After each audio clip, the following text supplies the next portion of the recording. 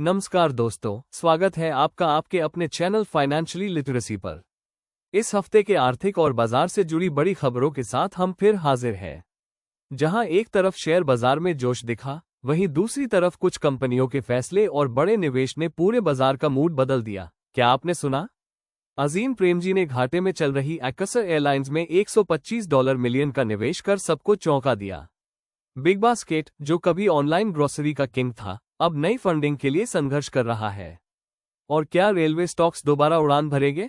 ये भी जानेंगे। निफ्टी 50 में तेजी, मिड कैप स्मॉल कैप में जबरदस्त उछाल और रुपए की चाल, सब कुछ होगा इस वीडियो में विस्तार से। वीडियो को अंत तक जरूर देखिए, क्योंकि हम आपको बताएंगे वो छिपी बातें जो किसी ब्रेकिंग न्यूज में नहीं आती। तो चलिए शुरू करते हैं इस हफ्ते की सबसे बड़ी फाइनेंशियल और मार्केट अपडेट्स के साथ। क्या आपने सुना है दोस्तों? भारत के दिग्गज टेक अरबपति और परोपकारी निवेशक अजीम प्रेमजी ने एक ऐसे सेक्टर में बड़ा दांव लगाया है जिसे ज्यादातर निवेशक रिस्की मानते हैं, एविएशन सेक्टर। और वो भी एक ऐसी कंपनी में जो अभी सिर्फ 3 साल पुरानी है, नुकसान में चल रही है और जिसकी नेटवर्थ नेगेटिव है। हम बात कर रहे हैं एक्सर एयरलाइंस की। प्रेमजी की इन्वेस्टमेंट फर्म प्रेमजी इन्वेस्ट ने अकासा में करीब $125 मिलियन यानी लगभग 1000 करोड़ रुपए का निवेश किया है। अब सवाल ये उठता है, आखिर इतना बड़ा दांव क्यों? दरअसल अकासा ने हाल ही में अपने प्लान्स में इंटरनेशनल रूट्स पर विस्तार का ऐलान किया है। कंपनी ने सस्ती दरों पर यात्रा, समय पर उड़ान और कॉस्ट इफेक्टिव ऑपरेशंस को अपना फोकस बनाया है, ठीक उसी तरह जैसे एक वक्त पर इंडिगो ने किया था। एक्सर का मॉडल है लीन और एफिशिएंट, यानी कम खर्च में ज्यादा असरदार सेवा। ऐसे समय में जब कई पुरानी एयरलाइंस या तो कर्ज में डूबी हैं या संघर्ष कर रही है, एक्सर तेजी से मार्केट शेयर बना रही है। प्रेमजी इन्वेस्ट का नजरिया यहां बेहद साफ दिखता है। ये सिर्फ एक एयरलाइन में पैसा लगाना नहीं है, बल्कि भारत के इंफ्रास्ट्रक्चर और कनेक्टिविटी भविष्य में विश्वास दिखाने जैसा है। टेक सेक्टर से जुड़े प्रेमजी अब शायद देख पा रहे हैं कि आने वाले सालों में एयर ट्रैवल एक जरूरत नहीं, एक सामान्य सुविधा बन जाएगी। और उसी भविष्य में अकासा एक मजबूत खिलाड़ी के रूप में उभर सकती है। और अगर हम पीछे मुड़कर देखें तो 2008 की एक घटना याद आती है। तब की बात है जब दुनिया आर्थिक मंदी से जूझ रही थी और कच्चे तेल के दाम $147 प्रति बैरल तक पहुंच चुके थे। इंडिगो उस वक्त सिर्फ 3 साल की थी और को फाउंडर राकेश गंगवाल ने कंपनी को विजय माल्या को बेचने तक की सोच ली थी। लेकिन वो सौदा नहीं हुआ और आज वही इंडिगो भारत की सबसे बड़ी एयरलाइन है। तो सवाल अब यह है, क्या एक्सर दूसरी इंडिगो बन सकती है? प्रेमजी शायद इस संभावना को बहुत करीब से देख और समझ पा रहे हैं। कौन आगे, कौन पीछे? दोस्तों, आज की ऑनलाइन ग्रोसरी की रेस में 3 खिलाड़ी सबसे आगे हैं: ब्लिंकिट, ज़ोमैटो का हिस्सा ज़ेप्टो और बिग बास्केट। ब्लिंकिट तेजी से ज़ोमैटो की रिटेल शाखा बनती जा रही है और कंपनी हर हफ्ते सैकड़ों स्टोर खोल रही है।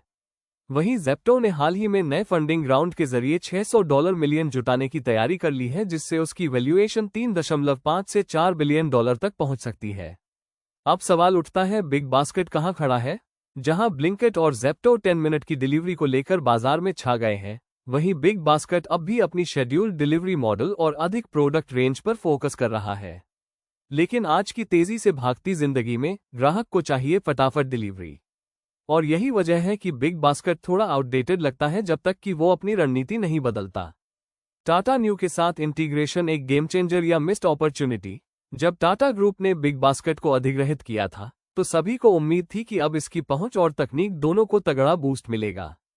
और हाँ, टाटा न्यू के जरिए बिग बास्केट को लाखों नए ग्राहक मिल भी रहे हैं। लेकिन असल समस्या यह है कि नए ऐप का यूएक्स, यूआई और परफॉर्मेंस आज भी यूजर्स को उतना आकर्षित नहीं कर पाता जितना ज़ोमैटो या ब्लिंकिट। टाटा न्यू ने अभी तक वो सुपर पीपी वाला वादा पूरी तरह निभाया नहीं है। बिग बास्केट को इस सुपर ऐप इकोसिस्टम में एक मजबूत वर्टिकल बनाना होगा, वरना उसे स्टैंडअलोन सर्वाइव करना मुश्किल हो सकता है। क्या आईपीओ से पहले वापसी संभव है? अब बात करते हैं एक बड़े सवाल की, क्या बिग बास्केट आईपीओ ला सकता है? सूत्रों के मुताबिक टाटा ग्रुप बिग बास्केट को 2025 या 2026 तक आईपीओ के लिए तैयार करना चाहता है।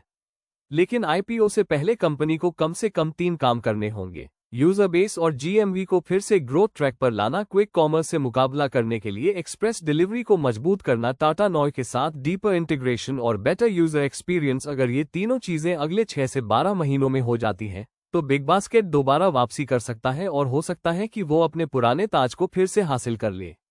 बिग बास्केट एक समय का मार्केट लीडर रहा है, लेकिन अब सर्वाइवल वीएस रीइन्वेंशन की लड़ाई लड़ रहा है। ब्लिंकिट और ज़ेप्टो की रफ्तार को देखते हुए अगर बिग बास्केट को दोबारा उड़ान भरनी है तो उसे टाटा की ताकत और नई रणनीति दोनों को साथ लाना होगा। सबवेंशन स्कीम्स का धोखा। क्या आप जानते हैं कि दिल्ली एनसीआर में हजारों होम बायर्स आज बैंकों और बिल्डर्स के बीच पिस रहे हैं? वजह है सबवेंशन स्कीम्स। एक समय ये स्कीम्स घर खरीदने का सबसे आकर्षक विकल्प मानी जाती थी, लेकिन आज ये हजारों परिवारों के लिए एक बुरा सपना बन चुकी है। सुप्रीम कोर्ट तक पहुंचा मामला, 1200 से ज्यादा याचिकाएं दाखिल। अब ये मामला सिर्फ ग्राहक और बिल्डर के बीच की लड़ाई नहीं रहा, बल्कि ये एक राष्ट्रीय स्तर का फ्रॉड बन चुका है। अभी तक 1200 से अधिक याचिकाएं सुप्रीम कोर्ट में दाखिल हो चुकी हैं और कोर्ट ने इस पूरे मुद्दे को एक संभावित लोन स्कैम मानते हुए गंभीरता से लिया है। अदालत इस बात की जांच कर रही है कि कहीं ये सब प्रणालीगत धोखाधड़ी, सिस्टमिक फ्रॉड तो नहीं। सचिन चौहान की कहानी, एक सपने का टूटना। आइए अब बात करते हैं सचिन चौहान की, जो इस संकट का एक जीता जागता उदाहरण है। नवंबर 2015 में 30 साल के सचिन ने गुरुग्राम के सेक्टर 68 में स्थित सुपरटेक अजेलियर प्रोजेक्ट में अपना ड्रीम होम बुक किया। फ्लैट की कीमत थी 80 लाख रुपए और स्कीम थी नो EMI टिल पोजेशन, यानी जब तक फ्लैट की चाबी नहीं मिलेगी कोई EMI नहीं देनी होगी। इस स्कीम के तहत बिल्डर ने वादा किया था कि दिसंबर 2019 तक फ्लैट मिल जाएगा और तब तक सभी EMI वही देगा। शुरुआत में सब ठीक चला। पहले 2 सालों तक बिल्डर ने EMI समय पर दी और साइट पर काम भी चल रहा था। बिल्डर ने छोड़ा, बैंक ने घेरा, दोहरी मार। लेकिन फिर 2018 आते आते बिल्डर ने EMI देना बंद कर दिया और साइट पर काम पूरी तरह रुक गया। अब न तो फ्लैट मिला और न ही बैंक ने माफ किया। EMI की मांग चालू रही। बैंक ने सीधे खरीदारों पर दबाव बनाना शुरू कर दिया, जबकि बिल्डर गुमनाम हो गया। सचिन जैसे हजारों खरीदारों को दोहरी मार झेलनी पड़ी, एक तरफ बिना मिले घर की EMI और दूसरी तरफ रेंट पर रहना। फ्रॉड या गलती? इन स्कीमर्स की सच्चाई अब धीरे धीरे उजागर हो रही है। इनमें बिल्डर, बैंक और एजेंट मिलकर ऐसे लोन पास करवाते थे जिनमें खरीदार को आधी बात भी समझ में नहीं आती थी। ये एक तरह से प्रायोजित फाइनेंशियल स्कैम बन गया, जहां बिल्डर ने पैसे लिए, बैंक ने लोन पास किया और अंत में खरीदार अकेला फंस गया। सुप्रीम कोर्ट ने अब इस पूरे मामले को कॉर्पोरेट धोखाधड़ी की नज़र से देखना शुरू किया है। हो सकता है आने वाले समय में कुछ बैंक अधिकारियों, रियल एस्टेट कंपनियों और लोन एजेंटों पर केस दर्ज हो। लेकिन बड़ा सवाल है, क्या जिन परिवारों ने अपनी जिंदगी की कमाई लगा दी, उन्हें इंसाफ मिलेगा? साल था 2016, जब भारत की अधिकांश ऑटो पार्ट्स कंपनियां अभी तक ये सोच ही रही थी कि ट्रांसफॉर्मेशन से कैसे निपटा जाए। तब एक ऑटो एंसिलरी कंपनी ऐसी भी थी जिसने सिर्फ ट्रांजिशन नहीं किया बल्कि पूरा बिजनेस मॉडल ही बदल डाला। उसी साल इस कंपनी ने अपना पहला इलेक्ट्रिक बस लॉन्च किया और भारत में FOAM बनने वाली शुरुआती कंपनियों में शुमार हो गई। और आज जब दुनिया भर की कंपनियां अमेरिकी टैरिफ्स और ट्रेड वार को लेकर चिंतित हैं, ये कंपनी भारत और कुछ चुनिंदा इंटरनेशनल मार्केट्स में आगे बढ़ने की योजना बना रही है, और वो भी अग्रेसिव टेंडर विंस के जरिए, स्ट्रैटेजिक जॉइंट वेंचर्स से और ग्लोबल इंस्टीट्यूशंस से पूंजी जुटाकर। ऑटो एंसिलरीज की दो दुनिया, मल्टीबैगर या बैंकरप्सी। दोस्तों, एव रेवोल्यूशन के बीच ऑटो एंसिलरी सेक्टर दो हिस्सों में बंट गया है। पहला समूह वो कंपनियां जो समय रहते बदलाव को अपनाकर एव सप्लाई चेन का हिस्सा बन चुकी है और भविष्य में मल्टीबैगर स्टॉक्स बन सकती है। दूसरा समूह वे जो पुराने ICE, internal combustion engine dependence पर ही टिके हुए हैं और जिनकी सर्वाइवल खतरे में है। एव अडेप्टेशन में सिक्स्थ लीडर नाम क्या है? हमारी इस ऑटो एंसिलरी सीरीज की छठी कंपनी बाकी सभी से अलग है। AV ट्रांसफॉर्मेशन के साथ साथ इसने अपने बिजनेस मॉडल में एक और बदलाव किया है। अब ये कंपनी सिर्फ ऑटो पार्ट्स नहीं बनाती, बल्कि battery systems, charging infra, electric commercial vehicles ECVS जैसे सेक्टर्स में भी कदम रख चुकी है। ये डाइवर्सिफिकेशन इसे महज AV पर डिपेंडेंट नहीं बनाता, बल्कि AV इकोसिस्टम का लीडर बनाता है। यदि आप चाहें तो हम इस कंपनी का नाम, फाइनेंशियल रिपोर्ट और ग्रोथ पोटेंशियल को डिटेल में ब्रेकडाउन करके दे सकते हैं। Make in India, export from India इनकी रणनीति। इस कंपनी की खास बात यह है कि यह भारत को अपना मैन्युफैक्चरिंग बेस बना रही है और वहीं से लैटिन, मिडिल ईस्ट और साउथ ईस्ट एशिया जैसे इमर्जिंग मार्केट्स में एक्सपोर्ट कर रही है। इसके कुछ बड़े टेंडर्स और कॉन्ट्रैक्ट्स हाल ही में क्लोज हुए हैं, जो अगले 2 सालों में इसके ऑर्डर बुक को 3x तक बढ़ा सकते हैं। एव रेवोल्यूशन सिर्फ गाड़ियों की दुनिया में बदलाव नहीं है, यह एक पूरा इकोनॉमिक रियलाइनमेंट है। और जो कंपनियां इसे समय रहते समझ लेती हैं, वही आगे चलकर इंडस्ट्री शेपर्स बनती है। ये कंपनी हमारी लिस्ट में एवी अडेप्टेशन की रोल मॉडल के रूप में सामने आई है। जब कोई बड़ी कंपनी जैसे ओला गिरती है, तो उसका असर सिर्फ उसी तक सीमित नहीं रहता। पूरा सेक्टर सेंटिमेंटली प्रभावित होता है और इसका सबसे बड़ा नुकसान ये होता है कि छुपे हुए असली हीरे, यानी वो कंपनियां जो वास्तव में एव इकोसिस्टम को सपोर्ट कर रही हैं, उनका भी स्टॉक गिरने लगता है बिना किसी लॉजिक के। एवी इकोसिस्टम में हिडन प्लेयर्स एवी की बात हो और लोग सिर्फ ओला, एथर या टाटा मोटर्स की बात करें, ये बहुत सीमित नजरिया है। सच तो ये है कि एवी ट्रांसफॉर्मेशन का फायदा कई दूसरी कंपनियों को भी हो रहा है, जो पहली नजर में एवी से जुड़ी हुई नहीं लगती। बैटरी केमिकल्स बनाने वाली कंपनियां, कॉपर, एल्यूमिनियम और lithium suppliers, charging infra companies, एव सॉफ्टवेयर और आईओटी इंटीग्रेशन फर्म्स, फाइनेंसिंग एनबीएफसीएस और फिनटेक्स, ये सभी कंपनियां उस एव सुपरसाइकिल का हिस्सा हैं, जिसे कुछ लोग सिर्फ गाड़ियों तक सीमित मानते हैं। निवेशकों के लिए चेतावनी, यदि आप ओला की गिरावट से डरकर बाकी एव स्टॉक्स भी बेच रहे हैं, तो जरा रुकिए। हर आईपीओ फ्लॉप एव को फेल नहीं करता। हमेशा देखिए कि कौन सी कंपनी का बिजनेस मॉडल सस्टेनेबल है, कौन सी कंपनी एव रेवोल्यूशन को अनेबल कर रही है और कौन सी कंपनी सिर्फ एव के नाम पर हाइप बना रही है। एव ट्रांजिशन एक बहुस्तरीय बदलाव है और आपको उसके हर लेयर को समझकर ही निवेश करना चाहिए। ओला एक चेहरा है, एव एक पूरा इकोसिस्टम है और इस इकोसिस्टम में असली कमाई उन कंपनियों में है जो दिखती नहीं पर डिलीवर करती है। नीचे मैं आपको 5 ऐसी छुपी हुई कंपनियों, हिडन एव इकोसिस्टम स्टॉक्स की सूची दे रहा हूं जो सीधे तौर पर एव वाहन नहीं बनाती, लेकिन एव इकोसिस्टम को मजबूत करने में अहम भूमिका निभा रही है और लॉन्ग टर्म में मल्टीबैगर बनने की क्षमता रखती है। 5 hidden EV ecosystem companies. Deep research Hindi, Tata Elxsi limited. Role, EV software और automotive design strength, Tata Elxsi ADAS, advanced driver assistance systems, embedded software और एव स्पेसिफिक एचएमआई डिजाइन में लीडर है। वाइड स्पेशल, जैसे जैसे गाड़ियां स्मार्ट बन रही है, इसकी सॉफ्टवेयर सेवाओं की डिमांड बढ़ रही है। Hindustan copper limited. रोल, एव मोटर्स और चार्जिंग इंफ्रा में आवश्यक कॉपर का उत्पादन स्ट्रेंथ, कॉपर ईवीएस के लिए उतना ही जरूरी है जितना पेट्रोल गाड़ियों के लिए इंजन। वाइड स्पेशल, भारत में कॉपर का एकमात्र इंटीग्रेटेड प्रोड्यूसर, एव एडॉप्शन बढ़ने के साथ डिमांड स्काईरॉकेट करेगी। सोना BLW precision forgings limited. Sona Comstar. Role, EV powertrains, differential gear strength, global EV manufacturers को सप्लाई करता है, टेस्ला जैसी कंपनियों के इंडायरेक्ट वेंडर। वाइड स्पेशल, आईएसवीएसएव में सबसे बड़ा फर्क पावर ट्रेन में होता है, ये कंपनी उसी में महारत रखती है। Exide industries limited. रोल, एव बैटरियों का उत्पादन और energy storage solution strength, Leclanche JV के साथ advance lithium ion battery plant बना रही है। Wide special, legacy lead acid से एव लिथियम टेक में सफल transition. KPIT technologies limited. EV specific software और vehicle engineering, autonomous driving, battery management systems और vehicle electrification solutions. Why special, pure play mobility software company जो EV के लिए critical embedded take बनाती है। इन सभी कंपनियों में निवेश से पहले देखें debt to equity ratio, order book backlog, tech partnerships और JV status. Scalability in Indian global markets. क्या रेलवे स्टॉक्स में फिर से आएगा तेजी का दौर? नमस्कार दोस्तों, इस हफ्ते की हमारी अगली बड़ी खबर जुड़ी है रेलवे सेक्टर से और इस सवाल से कि क्या 2023-24 की शानदार रैली के बाद रेलवे स्टॉक्स एक और तेजी दिखाने जा रहे हैं। रेलवे ग्रोथ सिर्फ सरकारी खर्च? रेलवे एक ऐसा सेक्टर है जिसकी ग्रोथ काफी हद तक सरकारी निवेश, गवर्नमेंट स्पेंडिंग पर निर्भर करती है। 2023 से जुलाई 2024 तक रेलवे सेक्टर में जोरदार रैली देखने को मिली और वजह थी केंद्र सरकार द्वारा भारी कैपेक्स इन्वेस्टमेंट, नई ट्रेनों की खरीद, इंफ्रास्ट्रक्चर अपग्रेड, रेलवे इलेक्ट्रिफिकेशन। लेकिन जुलाई 2024 के बाद क्या हुआ? जुलाई 2024 के बाद से इन स्टॉक्स ने अंडरपरफॉर्म करना शुरू कर दिया। निवेशक मुनाफा वसूली करने लगे और कई एफ और ओ ट्रेडर्स ने भी अपनी पोजीशंस काट दी। अब बड़ा सवाल ये है, क्या अब फिर से निवेश का मौका है?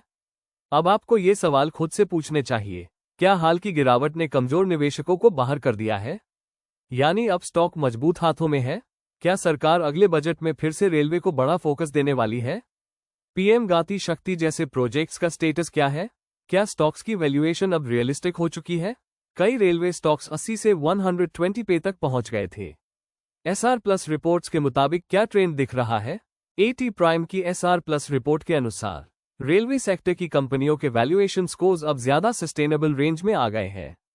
कई कंपनियों के लिए प्राइस मोमेंटम और फंडामेंटल्स अभी भी मजबूत है, लेकिन रिस्क इंडेक्स भी बढ़ा हुआ है, जिसका मतलब है अब चुनिंदा स्टॉक्स ही बेहतर रिटर्न देंगे। मेरी सलाह, स्मार्ट बास्केट बनाएं। यदि आप रेलवे सेक्टर में निवेश करने का सोच रहे हैं तो इन बातों का ध्यान रखें। कॉपिक्स, आरवीएनएल, रेल विकास निगम लिमिटेड, एग्जीक्यूशन कैपेसिटी और order book strong. IRCON international infrastructure heavy capex projects के लिए प्रसिद्ध। टिटागत रेल सिस्टम्स, कोच और मेट्रो मैन्युफैक्चरिंग में अग्रणी। रेल टेल, डिजिटल इंफ्रा और सरकारी आईटी प्रोजेक्ट्स। वैल्यूएशन पे बहुत ज्यादा फूले हुए पेनी स्टॉक्स, जिनका रेलवे से केवल मामूली जुड़ाव है पर एव या डिफेंस टैग जोड़कर बेचा जा रहा है। रेलवे स्टॉक्स में दोबारा तेजी आ सकती है, लेकिन अब ब्लाइंडली बाइंग का दौर नहीं बल्कि स्मार्टली पिकिंग का समय है। अगर सरकार अगले बजट में रेलवे पर फिर से फोकस करती है तो यही स्टॉक्स नए हाई बना सकते हैं, पर तभी अगर आप सही समय पर सही कंपनियां चुनें। मार्केट में रिकवरी दिख रही है, लेकिन क्या अभी निवेश करना सही होगा? नमस्कार दोस्तों, जैसे जैसे इस हफ्ते का समापन हो रहा है, एक नई चीज साफ दिख रही है। बाजार में रिकवरी शुरू हो चुकी है, लेकिन क्या इसका मतलब है कि हमें अभी ही पूंजी लगानी शुरू कर देनी चाहिए? आइए समझते हैं आज की स्थिति को तथ्यों के आधार पर। मिड कैप स्टॉक्स की वापसी, संकेत या झांसा? इस हफ्ते कई मिड कैप स्टॉक्स ने अच्छा प्रदर्शन किया है और ये संकेत देता है कि मार्केट में ब्रॉडर पार्टिसिपेशन शुरू हो रहा है। पर क्या ये स्थायी है? अभी भी मार्केट के वैल्यूएशंस हाई टेरिटरी में हैं, यानी करेक्शंस के बावजूद स्टॉक सस्ते नहीं हुए हैं।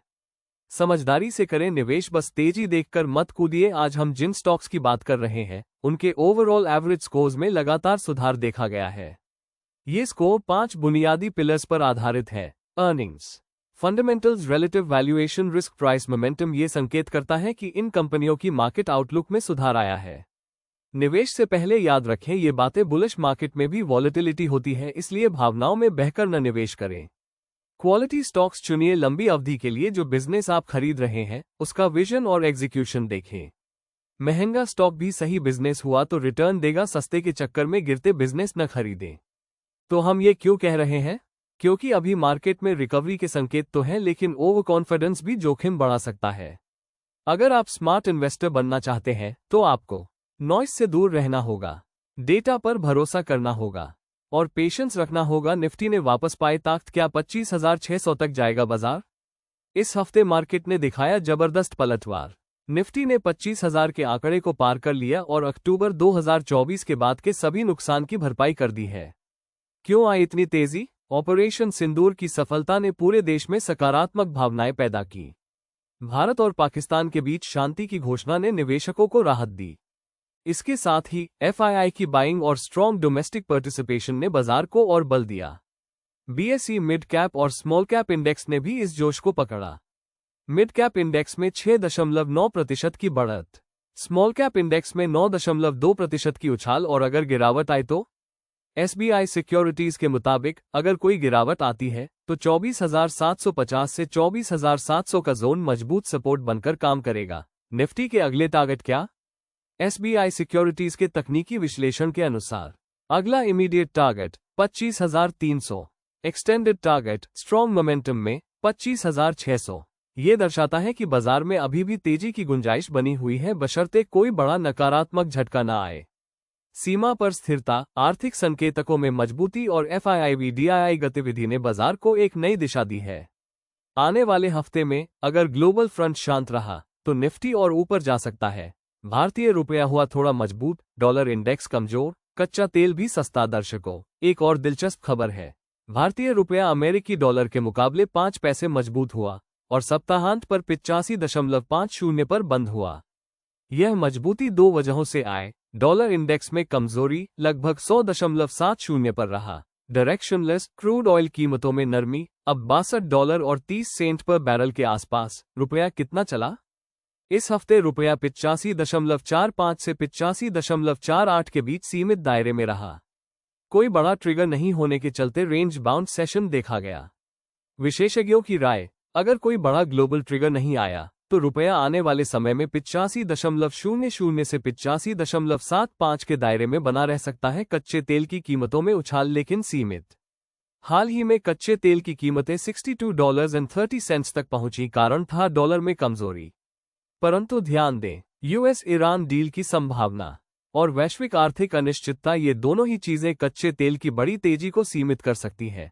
रुपये और क्रूड ऑयल दोनों ही बाजार के सेंटीमेंट्स के सूचक है। फिलहाल हालात स्थिर है, लेकिन ग्लोबल डेवलपमेंट पर नजर रखना जरूरी है। अंतिम संदेश इस हफ्ते की सीख: तेजी के शोर में समझदारी से निवेश करने वाला ही लॉन्ग टर्म विनर होता है। तो दोस्तों, ये थी इस हफ्ते के बीच की कुछ सबसे अहम वित्तीय खबरें और बाजार से जुड़े संकेत।